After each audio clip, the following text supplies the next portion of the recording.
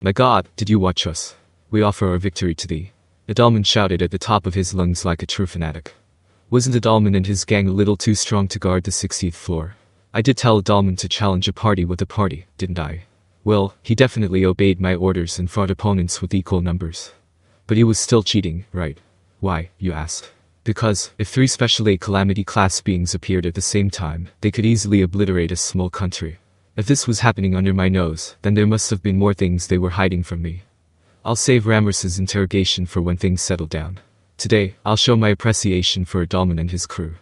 You've done a great job, Adalmann. This is something that needs to be said in person, so come to the command room. Oh. I thank you for those words, they bring me boundless joy. I shall forthwith come to your side.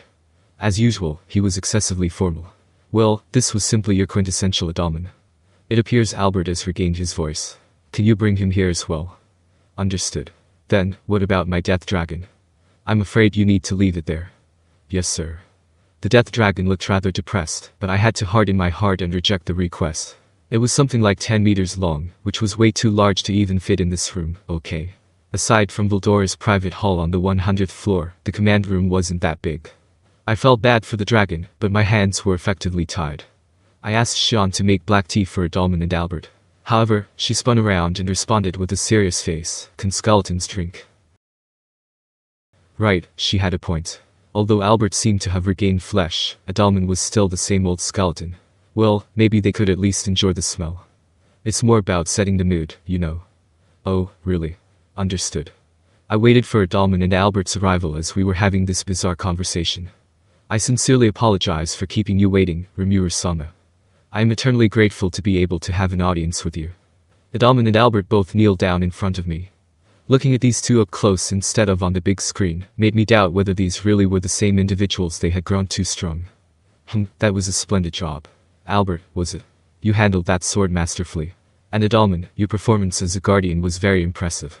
Keep up the good work. We're counting on you. Valdor and Ramrus started encouraging them before I could even say a single word. When it came to these situations, you had to be the first one to speak, or otherwise you'd be hard-pressed to come up with something to add. Oh well, just gotta play it safe.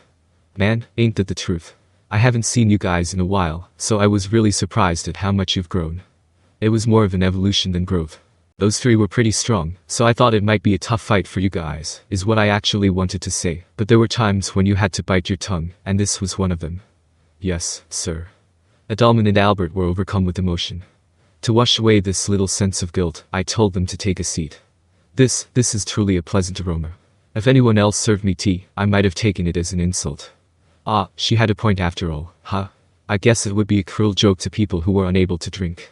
However, with Rimuru-sama's invitation, this aroma alone is enough to soothe my mind and relieve my weary bones. That was good to hear, but Xian was the one who brewed it. Delicious. A sweet and lovely scent, like nectar. I, Albert, am extremely grateful to be blessed with this moment of bliss. You guys are really overreacting. It appeared that Albert's body was structured using magicules. It was a temporary incarnation only made possible inside the labyrinth. Adalmann, why don't you incarnate like Albert? No, I just thought it would be nice for you to enjoy the tea that way. That may be true, but in my case, I am placing greater importance on the mood, I would say. I see. I didn't understand it, but he must have had his reasons. Well, who am I to tell him how to enjoy his tea? In that case, I won't force you. On that note, I changed the topic. By the way I began, you're brilliant with that extra skill, holy demonic reversal. Merely being able to develop such a skill tells me how hard you've been working. Thank you very much. This wouldn't have been possible without Beretta Dono's help. And Adalmann started to go off on another tangent. I subtly changed the discussion, and now uncovered a stunning tale in which even Luminous allegedly played a role. Luminous-sama said it was an apology and taught me one of her secret techniques. Reversal of day and night. This was then remodeled by Beretta Dono's unique skill Double Crosser, and as a result, I mastered this great skill. This was the whole story.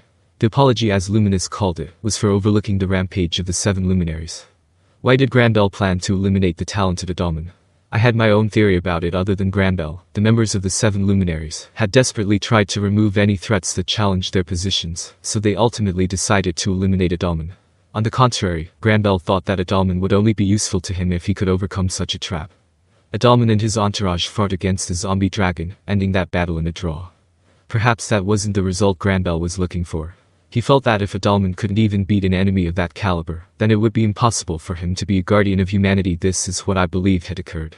Perhaps this conclusion was based on what I saw in the aloof Grambel's final moments. It would be tactless for me to voice my theory though.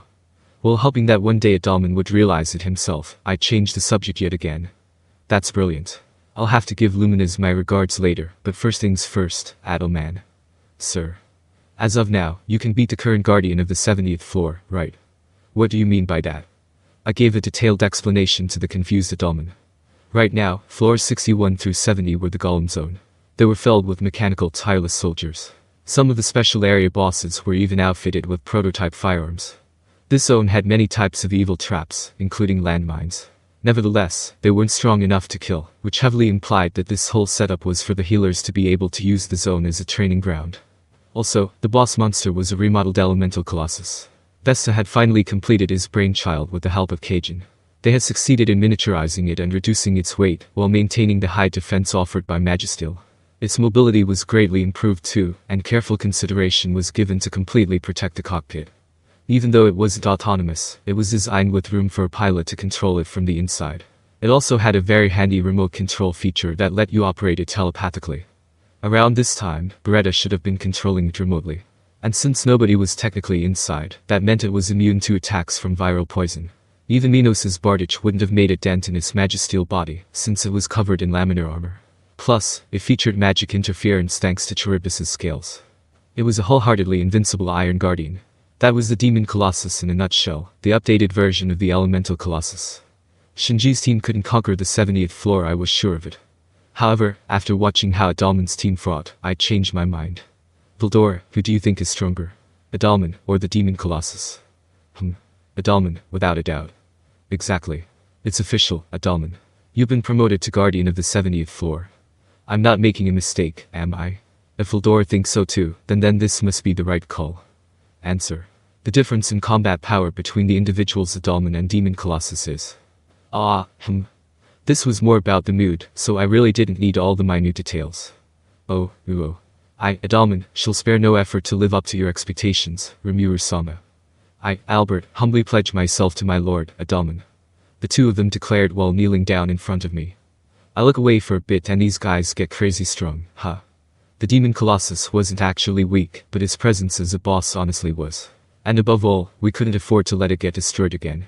Unless it was operated with the soul properly enclosed inside, it would remain out of the scope of Rammus's power. It'd be a hassle to try to find out whether or not it would resurrect if it were destroyed. It would be a different story if it had a sense of self. Or if someone actually piloted it. No, rather than that, it might no longer be considered just an item if someone possessed it. Unfortunately, we currently didn't have any plans for that. So, there weren't any problems promoting Adalmann's team. Great. Then, as of today, exchange floors 51 through 60 with floors 61 through 70. Understood. Leave it to me. That was all it took to swap entire sections of the labyrinth. After congratulating both Adalmann and Albert, I decided to have their floors switched. Now that business had ended, I was about to tell them to leave when suddenly. This seems like a good time to interrupt. There is something I wish to report. Diablo, who had been quiet all this time, announced. What is it? My servant Raisin has sent me a message via magic communication, saying that he has urgent matters to discuss with you. An old master of his has arrived and is requesting an audience, it seems. This man goes by the name of Gadra. I don't recognize him. Report. There is a high chance of this person being the one that is credited as the author of several grimoires. He sounded like a pretty famous guy. I'd heard that Raisin was also quite the brilliant and revered archmage, but if this was his teacher, then he was probably even more brilliant. This is interesting. I think it'll be okay to see him. Isn't it a trap? We're on the eve of war with the Empire, so a meeting at this time is nothing short of dubious. Exactly. There is no need for you to meet with such a suspicious person. Sean's vigilance was maxed out, beyond mine, even. Although, I did sort of understand where she was coming from. Given the current situation in time, and also how her group was supposed to be my bodyguards, it was her job to protect me from unnecessary danger.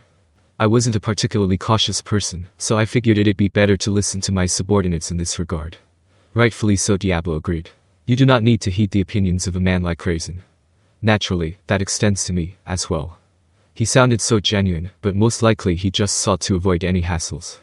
If my two secretaries were against it, then I'd refuse the offer. That's what I was about to say, until I noticed Adalmann fidgeting out of the corner of my eye. Poor Adalmann, I totally got how he was feeling. It was like when you were about to leave a meeting with your boss and a visitor suddenly came in, or the phone rang. Disturbing your boss was a no-go, so you just had to sit there helplessly, watching the time tick by. All you wished for was to go home. This happened way too often at the office. It was just me. Whatever, it doesn't matter anyway. Adalmann, sorry I got sidetracked. I've said everything I had to say, you can leave now. No. You don't need to worry about us, the thing is. Actually, About this person called Gadra whom you were talking about. Yes. He might be a friend whom I once knew. What? I caught myself staring at Adalmann unintentionally. He was getting anxious and fidgety. No, I don't think you're a traitor. He was shaking so bad that I wanted to tell him that. I told Diablo to put the reply on hold and asked Adalmann for more details. It turned out that Gadra and Adalmann were friends more than 1,000 years ago. Adalmann presumed he had died already, but since Gadra was an archmage, he said it wasn't outside the realm of possibility for him to have extended his lifespan, using the secret already created. After all, the person who used the mystic art reincarnation and saved Adalmann's life was apparently the same Gadra. He also happened to know the name Raisin, and thought that he was one of Gadra's oldest and greatest disciples. After listening to a couple more tidbits, it appeared as though the person in question really was the Gadra whom Adalmann had once known. Diablo. Understood. I will arrange a date and time and prepare for the meeting. As expected from the useful secretary, I need but only call him and he understands my intention. The hopeless secretary didn't have any objections, so I decided to have a meeting with Gadra.